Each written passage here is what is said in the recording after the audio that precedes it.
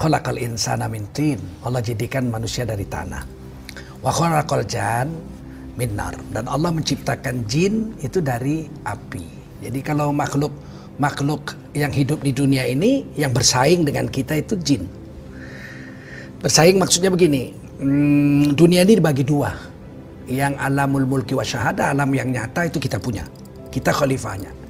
Sedangkan alamul ghaib wal mukasyafah, alam yang tidak kelihatan, itu bagiannya jin. Kita sama-sama numpang di sini, di dunia ini.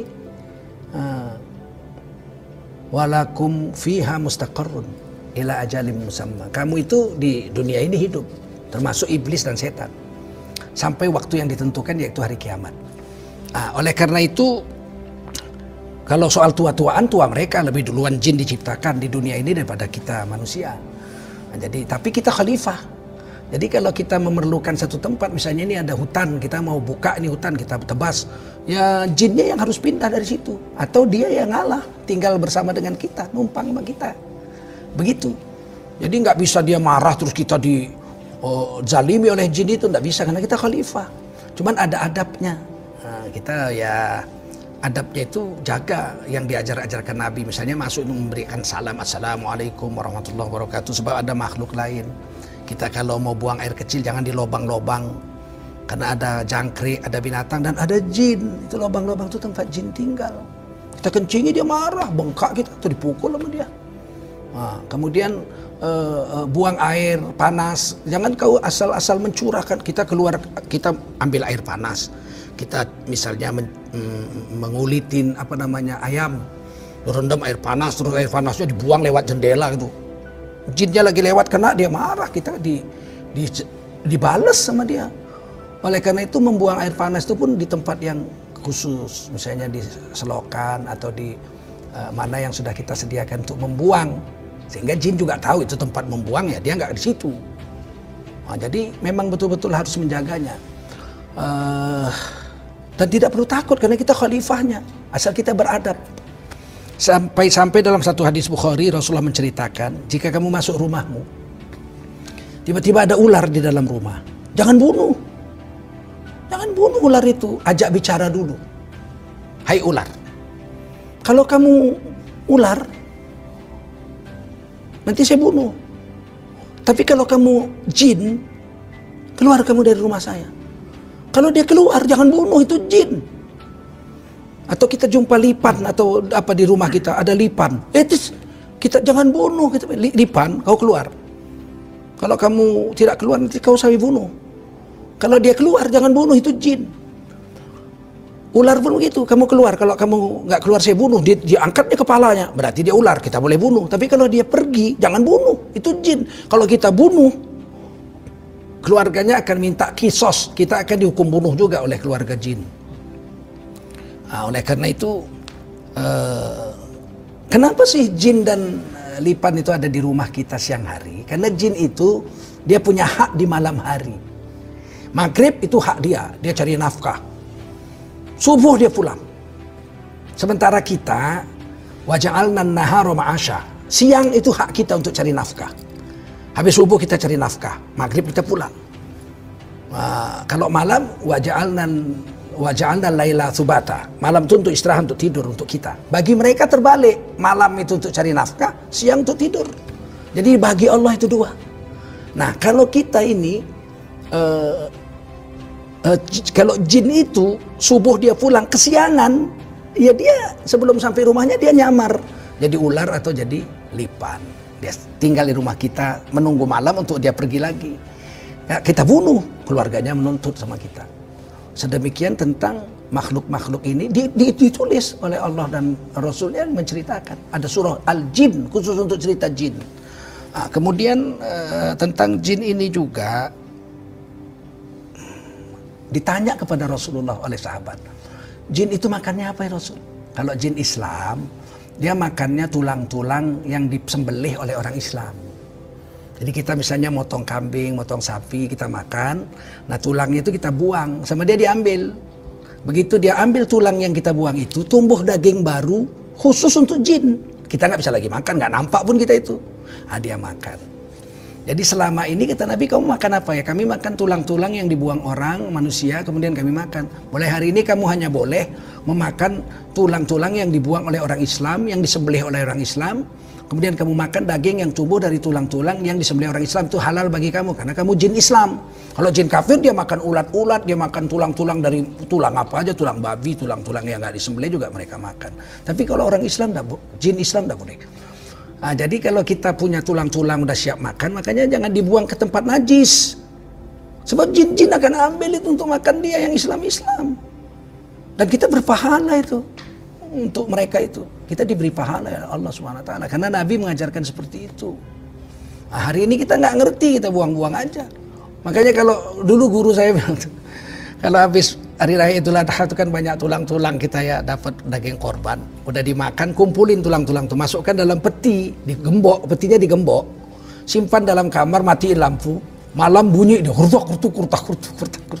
Loh, ngapain itu? Ya jin makan. Nah, ini makanan dia itu disediakan oleh Allah dan diceritakan oleh Rasulullah Sallallahu Alaihi Wasallam. Saya ingin tambahkan ini agak menarik cerita jin ini. Ada satu orang sahabat Nabi diculik jin, hilang sekitar 8 tahun. Baru kembali di zaman Umar bin Khattab radhiyallahu anhu. Jadi ditanyalah oleh Sayyidina Umar, kamu kemana selama ini? Saya diculik jin, terus dipenjara oleh jin. Tapi jin yang menculik saya jin kafir. Kemudian setelah sekian tahun tiba-tiba terjadi perang antara jin, dan ternyata jin yang memenjara saya itu kalah perang, kemudian melarikan diri, kampungnya ditinggalkan. Nah, jin yang menyerbu itu lihat saya di penjara, dibuka penjara saya, dia bilang, loh kamu manusia? Iya, saya manusia saya. Loh, ini kan bangsa jin. Lah saya di penjara sama jin yang punya kampung ini. Oh, rupanya jin yang menang perang ini jin Islam. Maka dia bilang, kamu mau tinggal sama saya, sama kami, jadi keluarga jin, kami bolehkan. Karena kamu Islam, kami Islam, kita bersaudara. Tapi kalau kamu mau pulang kepada kampung halamanmu di Madinah, ya kami pulangkan ke Madinah. Dia bilang, kalau suruh pilih pulang, ya saya pulang ke kampung saya lah, jumpa anak istri saya. Maka kemudian laki-laki ini dipulangkanlah ke Madinah, jumpalah Umar bin Khattab. Dan dia sering cerita-cerita tentang kehidupan dia bersama jin. Cerita-cerita yang tidak pernah didengar oleh manusia. Nah, nama sahabat ini adalah Khurafat radhiyallahu anhu. Khurafat radhiyallahu anhu. Kita sering mendengarkan TBC, tahyul bid'ah khurafat. Sehingga kita benci, khurafat.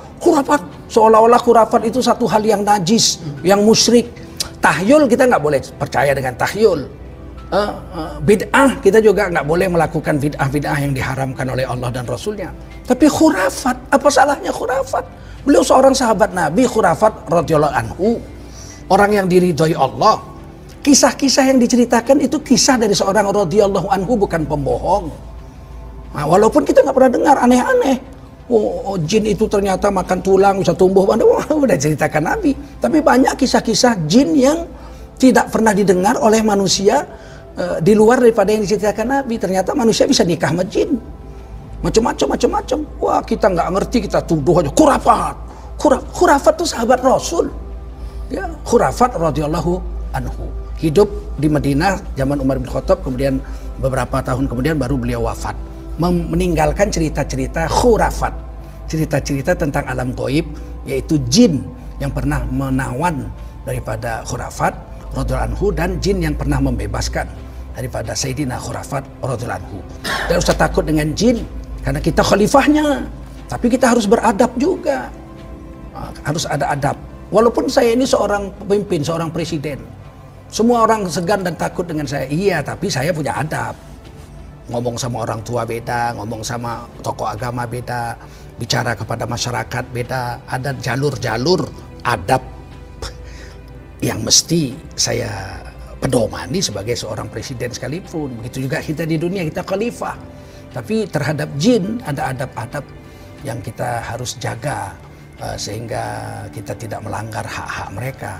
Nah, terakhir saya ceritakan, Nabi ketiduran di malam hari sedang musafir di sebuah lembah. Sayyidina Bilal selalu jaga untuk waktu sholat subuh. Sayyidina Bilal sholat sunat. Karena zaman itu kalau tidur harus dionta masing-masing. Ontanya itu harus dijaga, kalau dilepas hilang. Onta itu biarpun 10 tahun ikut kita, dia tetap kalau dilepas hilang. Maka tiba-tiba kesiangan, bangun-bangun sudah matahari sudah terbit. Rasulullah bilang, Bilal, apa ini? Kamu suruh jaga kok. Waduh, ya Rasul, saya ditidurkan Allah juga sama dengan yang lain. Jadi nggak sengaja saya ketiduran. Maka Nabi katakan, ayo kita tinggalkan lembah ini. Mau sholat juga haram karena matahari sedang terbit, nggak boleh sholat. Karena di lembah ini banyak setan, kata Nabi, banyak jin. Kita tinggalkan. Setelah matahari terbit sempurna, baru Nabi udah keluar dari lembah itu, turun, wudhu, sholat subuh berjemaah di waktu duha. Ini yang disebut sholat qadha. Falamma qadha sholat, setelah Nabi mengqadha sholat subuhnya yang ketiduran, ketinggalan karena tidur, di waktu duha, qala Rasulullah SAW, Rasulullah bersabda, man nasiya aw raqadha ankum anis sholat, falyusalliha idza dzakaraha la kafarata laha illa dzalik fa innallaha yaqulu aqimis sholata li dzikri. Hadis Bukhari Muslim. Siapa yang lupa sholat atau lalai daripada sholat, padahal Nabi ketiduran, bukan lupa, bukan lalai, tapi ini kalimatnya siapa lupa atau ketidur atau lalai dari sholat, maka wajiblah dia mengganti sholat yang lupa dan lalai itu, dan tidak ada denda selain yang lupa lalai itu aja diganti, karena Allah berfirman, tegakkanlah sholat untuk mengingati aku. Kemudian Rasulullah katakan, ini tadi lembah yang tadi itu tempat jin banyak di situ, maka kita pergi. Nggak ada Nabi bilang, ini lembah banyak jin, ayo kita buru, tangkep, masukin botol. Nggak ada. Rasulullah beradab terhadap jin. Meskipun Rasulullah tuh khalifah, bisa nangkep jin, tapi nggak Nabi lakukan itu. Karena itu lembah itu, memang lembah tempat tinggal jin. Kita lewat, ya kita yang beradab, kita yang pergi. Jangan kita usir dia dari situ, apa urusannya? Memang kita mau tinggal situ. Kok kita tangkep, masukin botol?